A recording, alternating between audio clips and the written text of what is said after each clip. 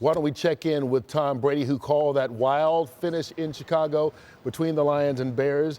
Good to see you, Tom. Thanks for sticking around. I know it's cold there in Chicago. We appreciate you. We appreciate you doing this. Let's talk about your for game. You guys. Yeah, well, you're nice. Yeah. Hey, let's talk about this Bears team. I mean, you've seen them a couple times down the stretch. They're going to have a home game next week against the Green Bay Packers. Should Bears fans worry about their team if they're not down double digits in the fourth quarter? You know what? It shouldn't surprise them at this point. I think earlier in the year it did kind of take them a little bit. They really don't want to be in that situation, but when they can make a few plays in the fourth quarter, and Caleb makes some plays with his feet, and he made some terrific throws there in the second half. The crowd gets into it. The defense got the interception. Early in the year, you kind of thought, not really sustainable, but that actually has been their formula for winning. They've got to tighten it up in the playoffs because these teams and the competition they're playing is going to be much better, but they've got a distinct playing style, and it's going to be hard to come in here to Soldier Field and beat them. Kind of reminds me a little bit of Washington last year, Tom, the way they won all those games in the last 2 minutes. That would have actually been, I think, their 7th game to win if they'd done it in 2 minutes. Anyway, my question for you is Seattle. In your opinion, what have you noticed that's made them so special, and they're now the #1 seed in the NFC? Yeah, I think that defensive line is just so underrated. No one really talks about them. They pressure the passer. They play a lot of zone coverage, so a lot of turnovers, and then they're running the ball well. They're playing a very winning style of formula that kind of what the Eagles did a little bit last year, kind of what the Bears have done. They turn it over a few too many times. I don't like the Seahawks do that, but they're going to have to tighten their game up too. There's no really clear-cut, favorite at this point. I think there's just a bunch of teams that whoever plays well on that day is going to advance.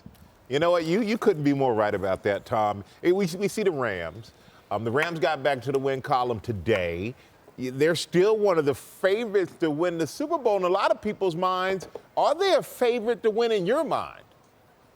I love the Rams. I love the way Stafford's playing. I love the way McVay calls games. I love the way he designs game plans. They run the ball well. They got Puka, Devontae, hopefully is coming back. Their D-line attacks. There's a lot of things to like about that team.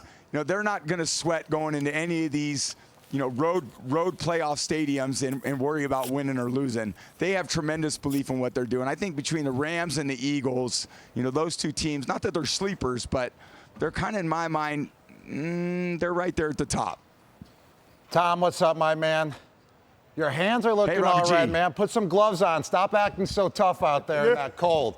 But my question's about something that you're very familiar with, and that's the MVP race. And today, Matthew Stafford threw for 4 touchdowns, 0 interceptions once again, and now he has a total of 46 touchdowns on the year. Yeah. Is Matthew Stafford your MVP, or do you want to give it to the fellow Patriot, Drake Maye?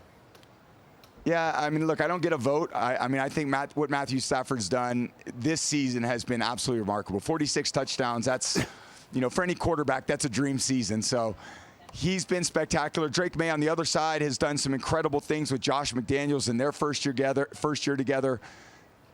Drake's got a long career ahead. I'm sure he's going to have many opportunities. I would say Matthew Stafford. Hey, Tom, your Patriots have won 13 of their last 14. How do they stack up against the Denver Broncos, who's the #1 seed? Oh, boy, that is going to be the game. If it ends up going down to Mile High with those two teams playing in that environment, Gronk and I have been in that environment at Mile High a few times as a visiting team. It's a raucous environment. There's a lot of good football that needs to happen between now and then. But, man, that would be one AFC championship game that I want to see. Tom, we appreciate you sticking around again on a cold night in Chicago. We promise not to bother you again during the regular season, okay? Thanks, Tom. That's a deal here. See you, buddy. Deal, guys. See you later, Great man. to see Bye, you. Tom. Great to see you. We'll see you next week during the playoffs. We don't know where you will be just yet, but we will see you wherever it is, and we will get you set with the pregame coverage for that. All right, lots to talk about here as we go forward. And one of the last things that Tom Brady talked about was that MVP race. It's a race because Drake Maye and the Patriots just keep on winning. They did so today, wrapping up the #2 seed, and their quarterback Drake Maye spoke about it afterwards with Pam Oliver. All right, Drake, let's talk about it. Here you are after a terrific season, a nice cap, and here's the best part, the postseason. What do you look forward to the most? I look forward to being here at home, back here at home. We've got a great fan base. We've got a great squad. Proud of these guys tonight, and we look forward to playing next week. You played last year when this team only managed 4 wins. Now we're talking 14 wins. What do you feel best about where you're New England Patriots team is concerned? Yeah, just playing our identity every week. Doesn't matter the opponent, we're trying to play to us, and that's what we try to do. All three phases. Proud of the guys tonight. I love this team, love playing for Coach Vrabel, and we got a good squad, and I love being around them. You probably can't walk to your car without somebody screaming MVP at you. So just entertain me here. How much would something like that mean to you? I think it means the world to us. This is a team. It's a team award. Just proud of the guys. Proud to get a win, and it takes everybody. And just proud of this team. But it starts now. Playoffs start now, so we got to go. Congratulations on a great year. Thank you guys. Go Pats. All right, he talked about the playoffs starting now, Gronk. They're going to face the Chargers hosting that game next weekend.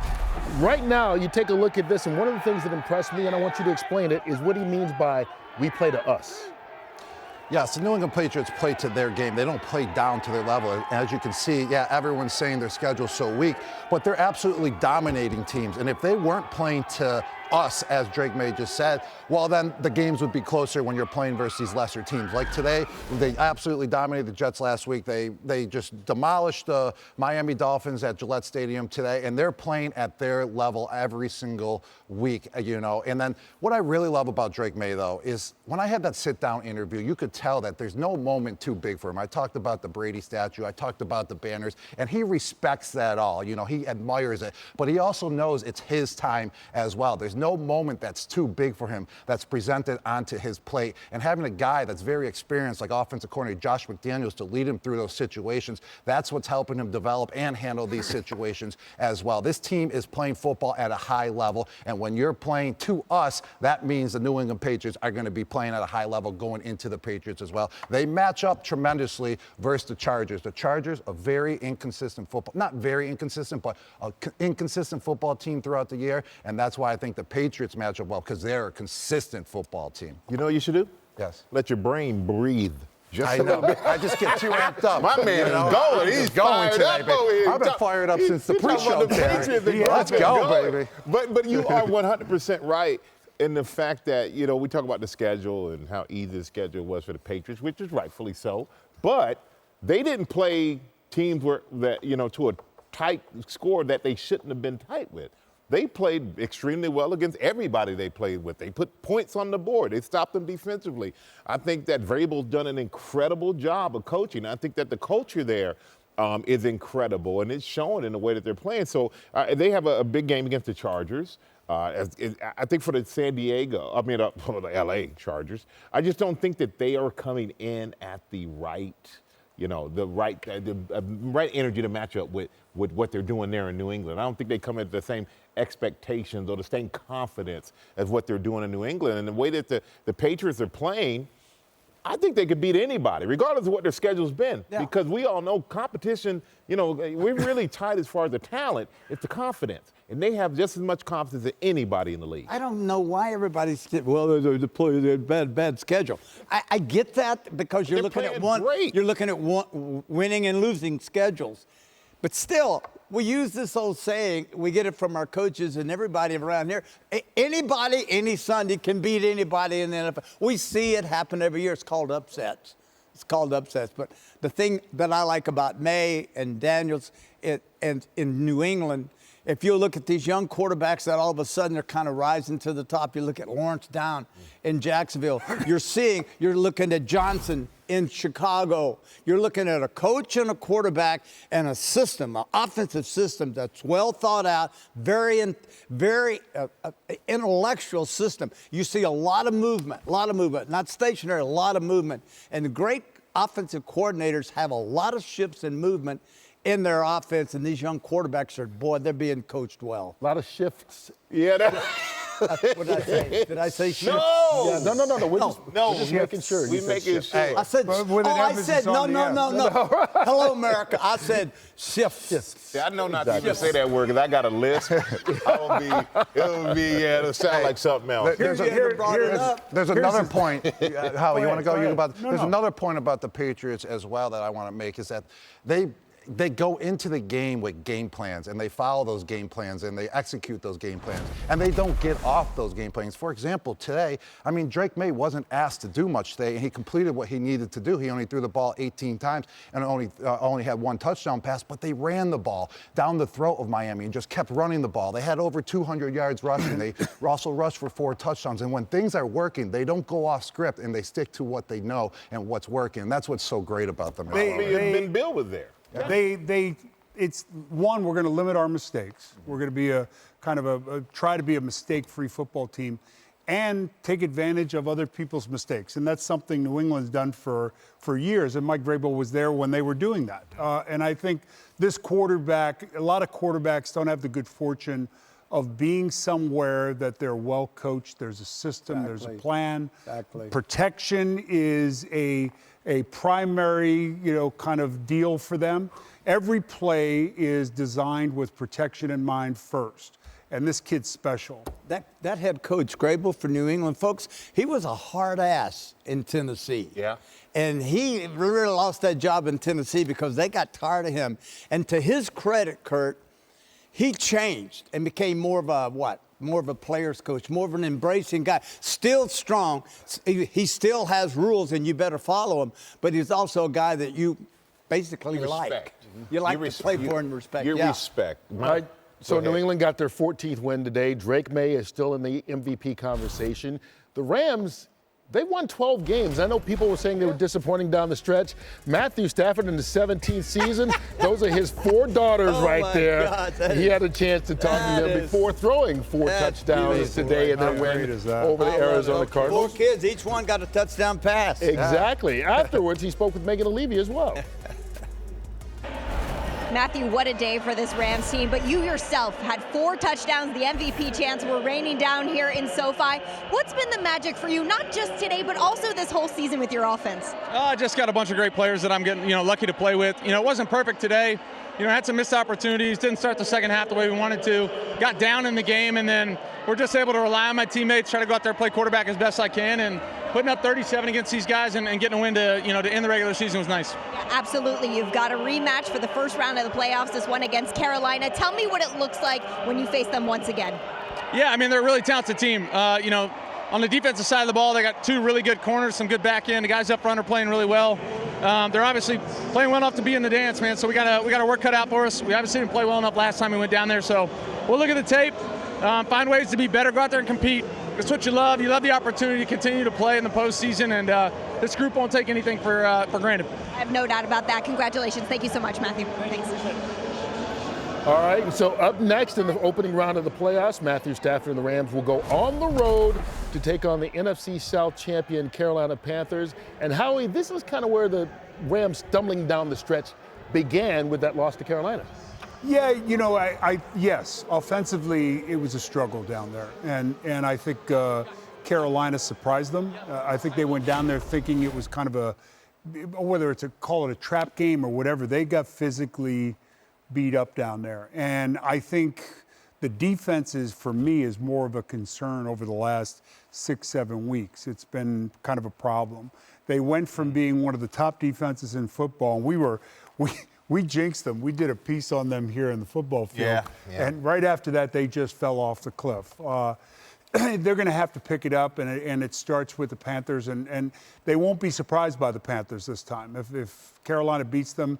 And Carolina's a team that's Jekyll and Hyde. It's 1 week they're great, 1 week they're bad. 1 week they're great, 1 week they're bad. That's a dangerous team. Yeah. You don't know. But they're still below 500. They're 8-9. Yeah. But you know what?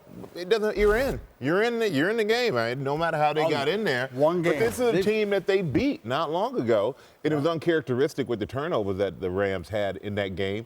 But at the same time, as you heard Matthew Stafford say there, they have good corners. They have all these things. We saw Carolina more on the upswing, and you always have upsets in the playoffs. You just don't want to be that team that's the one that gets upset. But I wouldn't be surprised if Carolina gives them a good game. I would expect the Rams to win, but the Rams have had trouble winning on the road.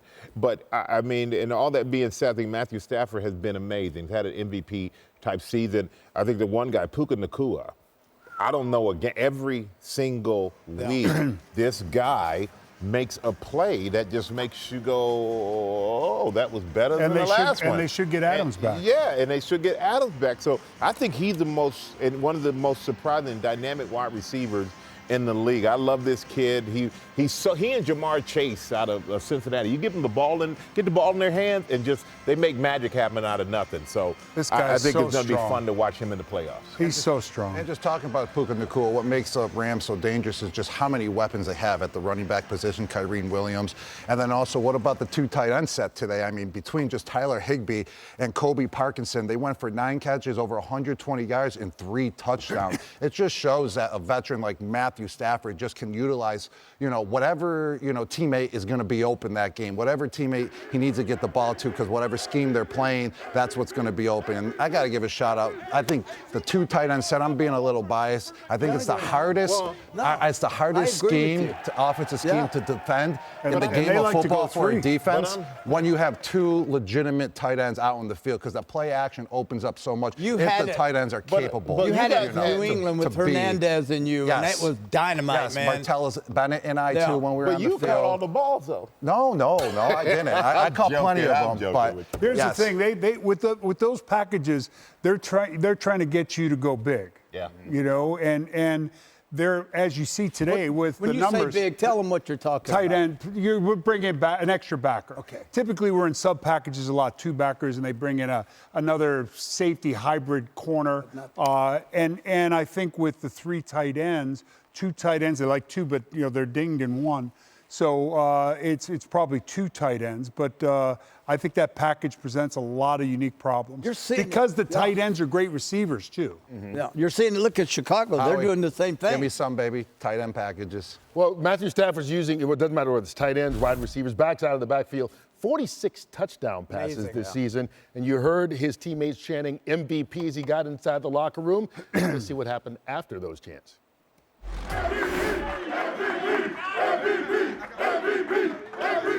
I love this team. All right, hey, one day at a time, totally and completely present. Family on 3, 1, 2, 3. Family. Great job. 2% completion percentage in the regular season, highest in team history. Drake.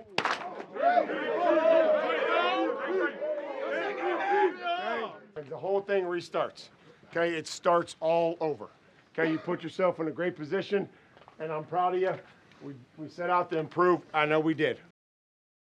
Look, I didn't expect anything different from this group. I really didn't, man. But to have guys that lay it on the line when you say you're not playing for anything, but I mean, it speaks volumes, man. It really does. And what you guys are made of in the group, the core, and it just kind of spills out. I can't tell you enough about how I appreciate what you guys do and all that goes into it. And because I know it's not easy. But to do that, what you guys did, that takes a certain type of pride and respect. It takes respect for the guy next to you, and I appreciate you guys. That was a hell of a job, man. Way to fight. It ain't always pretty, but we came out here to win a football game. Yes, man, our business is winning. Yes, and that's what you did today. And that's what you've done over the last couple weeks. That's our job. We want to finish this thing the right way. Hell of a year. We're just getting started. The work starts now, man. Think about how much work we put in to get here. Yes, sir. Let's not let it go to waste, man. 1 week at a time. Love y'all. Jags on 3. 1, 2, 3. Yes! All right, so here is an official look at the playoff matchups. The games will be next week. We don't know the day and time for each yet, but we do know the Seahawks have a first-round bye. Then it'll be the Packers at the Bears, the Niners at the Eagles, and the Rams at the NFC South champion, Carolina Panthers. Meanwhile, in the AFC, the Broncos got that first-round bye. The Chargers will go visit the Patriots. Buffalo will take on Jacksonville, and the Houston Texans will face the winner of the AFC North. Pittsburgh and Baltimore will play tonight for that title. Now, which matchup there catches your eye early on? I'm going to go Philly. I think the interesting thing where they decided to rest people. And I think it was a strategic move that I think they were willing to make regardless of who they ended up playing. I think their offensive line has been banged up all year long. Left tackle's been banged up. Left guard's been banged up. Center's banged up. Lane Johnson's been out for a long time. They maybe get him back. I think that's a big key. They've been kind of tinkering with this offense for the last 4 or 5 weeks, trying to find, after losing 3 in a row, trying to find a rhythm, something that they could hang their hat on. 3 tight ends, 2 tight ends, bunch formations, crossing routes. They did a lot of things over that period.